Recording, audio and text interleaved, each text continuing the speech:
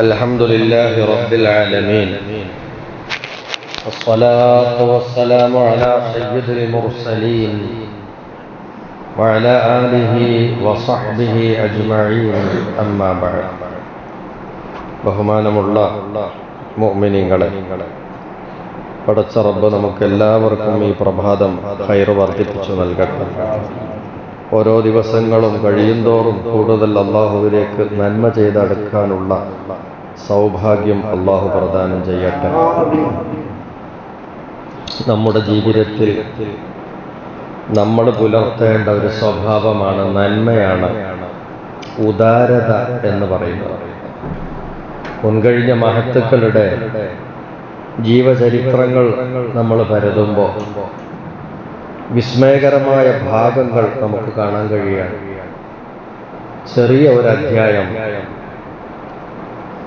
ഞാൻ ഇന്ന് നിങ്ങൾക്ക് തുറന്നു തരികയാണ്. ബഹുമാനപ്പെട്ട ഖലീഫ ഉമർ ഇബ്നുൽ ഖത്താബ് റളിയല്ലാഹു അൻഹു അവരുടെ പൊന്നോമന മകനും തിരുനബി ചര്യ ജീവിതത്തിൽ മുറുകെ പിടിക്കുന്നതിൽ വളരെ കൂടുതൽ കാർക്കശ്യം പുലർത്തി പ്രസിദ്ധനായ അബ്ദുല്ലാഹി ഇബ്നു ഉമർ റളിയല്ലാഹു അൻഹുമ ഒന്നിൽക്കൊന്ന് മെച്ചം എന്നതുപോലെ ഉമർ ഇബ്നുൽ ഖത്താബ് റളിയല്ലാഹു അൻഹു ചരിത്രം തീർക്കുമ്പോൾ അവിടുത്തെ മകനും മറ്റൊരു ഭാഗത്ത് ചരിത്രങ്ങൾ തീർക്കുക തന്നെയാണ്. ഇബ്നു ഉമർ തങ്ങൾക്കൊരു പ്രകൃതം, ഒരു സ്വഭാവം, അതെന്താ? കാന ഇബ്നു ഉമർ ലാ യുഅ്ജിബുഹു ശൈഉൻ മിൻ മാലിഹി ഇല്ലാ ഖറജ അൻഹു ലില്ലാഹി തആല. അതാണ് അവരുടെ പ്രകൃതം. അദ്ദേഹത്തിന്റെ സ്വത്തുവകകൾ, സമ്പത്ത്, അതിൽ നിന്ന് ഇഷ്ടകരമായി തോന്നുന്ന ഏത് സ്വത്തുണ്ടെങ്കിലും പെട്ടെന്ന് അത് തൻ്റെ കയ്യിൽ നിന്ന് ഒഴിവാക്കും. അങ്ങനത്തെ ഒരു പ്രകൃതി എന്ന് പറഞ്ഞാൽ അത് അള്ളാഹുവിന്റെ മാർഗത്തിൽ അത് കൊടുക്കും. ഇഷ്ടപ്പെട്ട സ്വത്ത് എന്താണോ കുറച്ച് പ്രിയങ്കരമായി തോന്നുന്നത്, ഉടനെ അത് അള്ളാഹുവിൽ സമർപ്പിക്കുന്ന, അള്ളാഹുവിന് വേണ്ടി ദാനം ചെയ്യുന്ന ഒരു ശീലമാണ് അബ്ദുല്ലാഹി ഇബ്നു ഉമർ തങ്ങൾക്ക് ഉണ്ടായിരുന്നത്. അന്ന് ഉണ്ടായിരുന്ന സമ്പൽ വഹകളുടെ കൂട്ടത്തിൽപ്പെട്ടതായിരുന്നു അടിമ. കുറേ അടിമകൾ, ഈ നമ്മളൊക്കെ ഈ പലചരക്ക് കടയിലുള്ള സാധനങ്ങൾ ഉണ്ടാകുന്നത് പോലെ, കന്നും കാലികളും ഉണ്ടാകുന്നത് പോലെ, വാഹനങ്ങൾ യഥേഷ്ടം ഉണ്ടാകുന്നത് പോലെ, തോട്ടങ്ങൾ ഒരുപാട് ഉണ്ടാകുന്നത് പോലെ, കെട്ടിടങ്ങൾ ഉണ്ടാകുന്നത് പോലെ, ഒരു മനുഷ്യന്റെ ആസ്തിയിൽ ഉണ്ടാകുന്ന സ്വത്തുവകകളിൽ പ്രധാനപ്പെട്ടതായിരുന്നു അടിമകൾ, വേലക്കാർ. എന്നാൽ ഈ അബ്ദുല്ലാഹി ഇബ്നു ഉമർ തങ്ങളുടെ അടിമകളൊക്കെ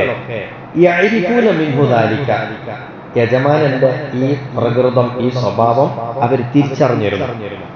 എന്നിട്ട് അവരെന്ത് ചെയ്യും? അവർ ട്രിക്ക് ഉപയോഗിക്കും. ഈ അടിമകൾ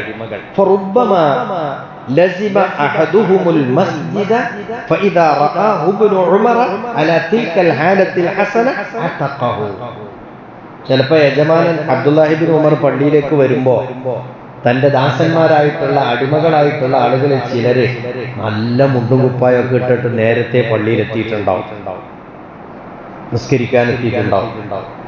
ഇത് ഇബ്നു ഉമർ കാണണോ, ഇത് നമ്മളെ ആളാണല്ലോ, അത്ര സജീവമായിട്ട് വളരെ നല്ല രൂപത്തിൽ അച്ചടക്കത്തിൽ നേരത്തെ പള്ളിയിൽ വന്ന് നല്ല അള്ളാഹുവിന് ഇബാദത്ത് എടുക്കുന്ന നല്ല മനുഷ്യന്മാരാണല്ലോ ഇവർ എന്ന് മനസ്സ് പറയും. അപ്പൊ എന്ത് ചെയ്യും? ആ അടിമാനെ ഇട്ടൊക്കെ ചൊല്ലും. ആ അടിമാനെ അടിമത്തത്തിൽ നിന്ന് മോചിപ്പിക്കും. ഇത് സ്വതന്ത്രനാണ്, പൊയ്ക്കോന്ന് പറഞ്ഞു. അപ്പൊ വലിയ ഒരു സമ്പത്ത് അള്ളാഹുവിന് വേണ്ടി എന്ത് ചെയ്യാണ്? വിട്ടുകൊടുക്കുകയാണ് അബ്ദുല്ലാഹി ഇബ്നു ഉമർ.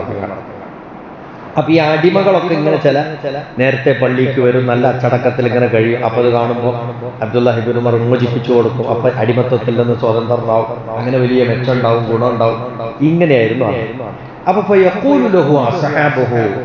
അബ്ദുല്ലാഹി ഇബ്നു ഉമർ തങ്ങളുടെ കൂട്ടുകാര് പറഞ്ഞു, അബ്ദുല്ലാ, ഇന്നഹും യഖ്ദഊനക, അവര് നിന്നെ ചതിക്കാണ് കേട്ടോ ചെയ്യുന്നത്. നിന്റെ മുന്നിൽ അവർ നല്ല മുണ്ടുകുപ്പായിട്ട് വേഗം പള്ളിയിൽ വന്നിരിക്കണത് ഇതൊക്കെ പ്രതീക്ഷിച്ചുകൊണ്ടാണ്. അപ്പൊ അവര് നിനക്ക് വേണ്ടിയിട്ട് ഇങ്ങനെ ചമയാണ് എന്ന് പറഞ്ഞു. ആ സമയത്ത് അബ്ദുല്ലാഹി ഇബ്നു ഉമർ പറയാ, മൻ ഖദഅനാ ബില്ലാഹി ഇൻ ഖദഅനാ ലഹു. അള്ളാനെ കൊണ്ടാണോ ഒരാൾ നമ്മളെ ചതിക്കുന്നെങ്കിൽ ഞാൻ ആ ചതിക്ക് വഴിപ്പെട്ട് കൊടുക്കുകയാണ് എന്ന് വെച്ചാൽ ഇത് ചെയ്തിട്ട് എനിക്ക് കിട്ടുന്ന എന്താ നേട്ടമാണല്ലോ, ആഖിറത്തിലേക്കുള്ള നേട്ടമാണ്. അടിമയെ മോചിപ്പിച്ചിട്ട് കിട്ടുന്ന പ്രതിഫലത്തെ ഓർക്കുമ്പോൾ ആ അടിമയത്തിൽ നിന്ന് മോചനം എന്നുള്ള ആ പ്രതിഫലത്തിന് എനിക്ക് ഹെൽപ്പ് ചെയ്തുകൊണ്ടാണോ എൻ്റെ അടിമകൾ എന്നെ ചതിക്കുന്നതെങ്കിൽ ഞാൻ ആ ചതിക്ക് വഴിപ്പെട്ടു കൊടുക്കുകയാണ്. എനിക്കതിൽ പരിഭവമില്ല, എനിക്ക് പ്രശ്നമല്ല. ഇങ്ങനെ കഴിയുന്ന ഒരു പ്രകൃതം ഇതാണ് അബ്ദുല്ലാഹ് ഇബ്നു ഉമർ.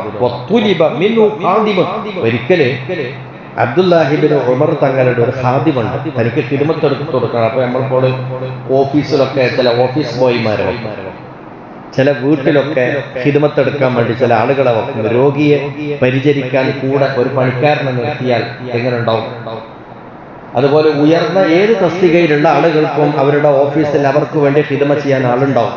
വലിയ വലിയ ഉദ്യോഗസ്ഥന്മാരുടെ പെട്ടി പിടിക്കാൻ ആളുണ്ടാവും, അവർക്ക് വെള്ളം കൊണ്ടുവച്ചു കൊടുക്കാൻ, കാപ്പി കൊടുക്കാൻ, കാര്യങ്ങൾക്കൊക്കെ ആളുണ്ടാവും. ഇങ്ങനത്തെ വേലക്കാർ ഖിദ്മ.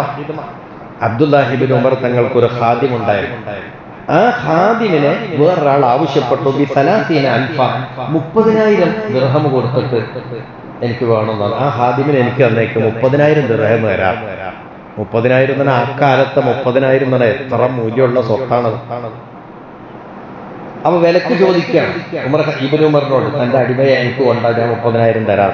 ഫഖാല, ആ സമയത്ത് ഈ അബ്ദുല്ലാഹി ഇബ്നു ഉമർ പറഞ്ഞു, അഖാഫു അൻ തഫ്തിനി ദറാഹിം ഇബ്നു ആമിർ. ഈ അടിമനെ ആവശ്യപ്പെട്ടത് ഇബ്നു ആമിർ എന്ന് പറഞ്ഞ ആളാണ്.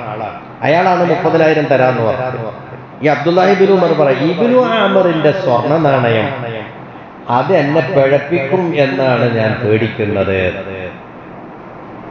ഇബ്നു ഉമർ ഈ 30,000 തരാന്ന് പറയുമ്പോൾ ആ 30,000 സ്വർണം അത് എൻ്റെ കയ്യിൽ കിട്ടിയാൽ പിന്നെ എനിക്കതിൽ കൊണ്ട് പ്രശ്നം ഉണ്ടാകും എന്ന് ഞാൻ പേടിക്കുകയാണ്. കാരണം എന്താ, അടിമക്ക് ഇത്രയും വില കിട്ടുമ്പോൾ നമുക്കും തോന്നുമല്ലോ, എന്നാ പിന്നെ ഇത്തപ്പ് വേണ്ട, പൈസ വാങ്ങാൻ കൊടുത്തിട്ട്.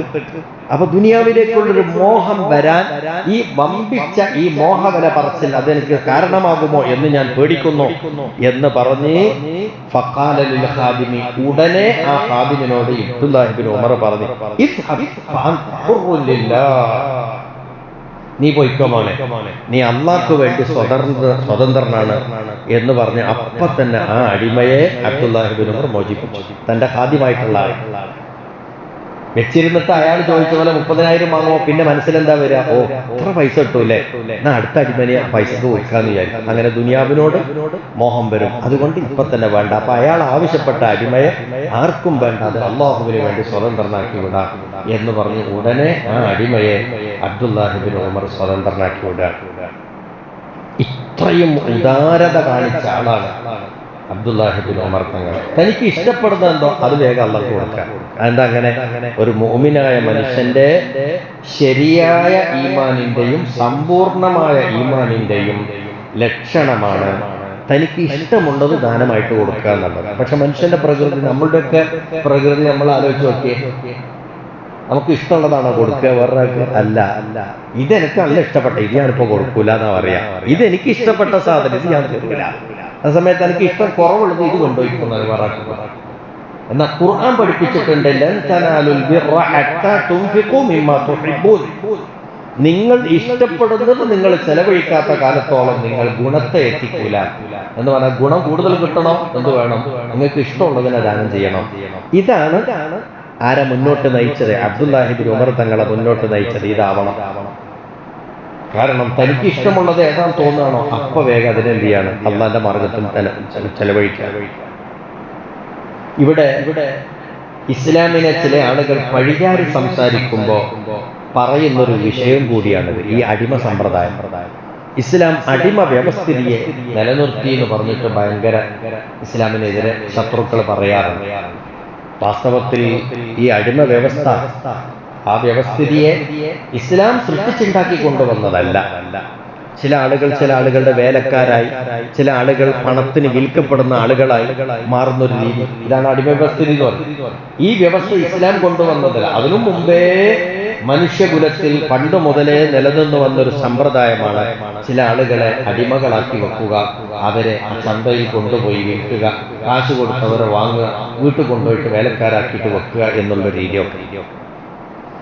പരിശുദ്ധ ഇസ്ലാം അടിമ വ്യവസ്ഥിതിയെ എതിർത്തില്ല. അതിന് നിഷിദ്ധമാക്കിയില്ല. അതേസമയത്ത് ഇസ്ലാമിൽ വലിയൊരു പുണ്യകർമ്മം പ്രഖ്യാപിക്കപ്പെട്ടിട്ടുണ്ട്. ഈ അടിമത്തത്തിൽ കഴിയുന്നവരെയൊക്കെ മോചിപ്പിച്ചാൽ അതിന് വലിയ കൂലിയുണ്ട്. ഇസ്ലാമിന്റെ ചില പ്രായശ്ചിത്തങ്ങൾ തന്നെ എന്താണ്? അടിമയെ അടിമത്തത്തിൽ നിന്ന് മോചിപ്പിക്കുക എന്നുള്ളതാണ്. ഇന്നും ഈ അടിമ വ്യവസ്ഥിതി ഇപ്പോൾ നമ്മുടെ രാജ്യത്ത് നിലവിലില്ല. പക്ഷേ ആ അടിമ വ്യവസ്ഥിതി കൊണ്ടുണ്ടായ കാര്യം എന്താണോ അതിപ്പോൾ നടക്കുന്നുണ്ട്. ഓഫീസ് ബോയ്മാരുണ്ട്, വീട്ടിൽ സർവന്റുകളുണ്ട്, അങ്ങനെ പല സ്ഥലത്തും ജോലിക്കാരുണ്ട്, വേലക്കാരുണ്ട്. ഈ ജോലിക്കാരും വേലക്കാരൊന്നും ഇല്ലെങ്കിൽ മനുഷ്യന്റെ ജീവിതാവസ്ഥ താളം തെറ്റൂലേ? എല്ലാ മനുഷ്യരും ഉദ്യോഗസ്ഥന്മാരും ഒരേ ഗ്രേഡിലും അവർക്ക് വേണ്ടി ഒത്താശ ചെയ്യാനും ഹിദമ ചെയ്യാനും ആരും ഇല്ലെങ്കിൽ പിന്നെ ലോകത്ത് പിന്നെ മനുഷ്യന്മാർക്ക് ജീവിക്കണ്ടേ? അപ്പൊ കാറ്റഗറി വ്യത്യാസം എന്തായാലും ഇപ്പൊ ഉണ്ട് എന്ന് മാത്രമല്ല, ഈ പരിഷ്കരിച്ച കാലഘട്ടത്തിലും ഇന്നലെയും വന്നൊരു വാർത്തയുണ്ട്. എന്താണത്? അധ്യാപകന്റെ കാല് കഴുകിക്കുക കുട്ടികളൊപ്പം. അതിപ്പോ ഒരു ചർച്ചാ വിഷയമായി മാറിയിട്ടുണ്ട്. സ്കൂളിൽ അധ്യാപകനെ കൊണ്ടുവന്ന് ഇരുത്തിയിട്ട് അധ്യാപകന്റെ കാല് കുട്ടികളെ കൊണ്ട് അവിടെ പഠിച്ചു പോയ കുട്ടികളെ കൊണ്ട് കഴിയിപ്പിക്കുക. അപ്പോ ഒരാളുടെ കാല് മറ്റയാളെ കൊണ്ട് കഴിയിപ്പിക്കുക എന്ന് പറഞ്ഞാൽ അടിമത്ത വേലയാണ്, അത് ചെയ്യാൻ പാടില്ല. അങ്ങനെ നമുക്കിപ്പോ പ്രശ്നം നടക്കുന്നുണ്ട്. അപ്പൊ ഇസ്ലാമിനെ പഴിചാരുമ്പോൾ തന്നെ പരിഷ്കൃത കാലഘട്ടത്തിൽ തന്നെ എന്ത് നടക്കുന്നുണ്ട്? ഇതിന്റെയൊക്കെ വേറെ ഒരു വേർഷൻ നടക്കുന്നുണ്ട്. ഇന്ന് നമ്മൾ വെച്ചിട്ടുള്ള ഈ മാൻ പവർ സിസ്റ്റവും അതുപോലെ തന്നെയുള്ള വേലക്കാരെ വെച്ചിട്ടുള്ള കളികളും ഇതിന്റെ അന്നത്തെ ഒരു വേർഷനാണ് അടിമ വ്യവസ്ഥിതി എന്ന് പറയുന്നത്.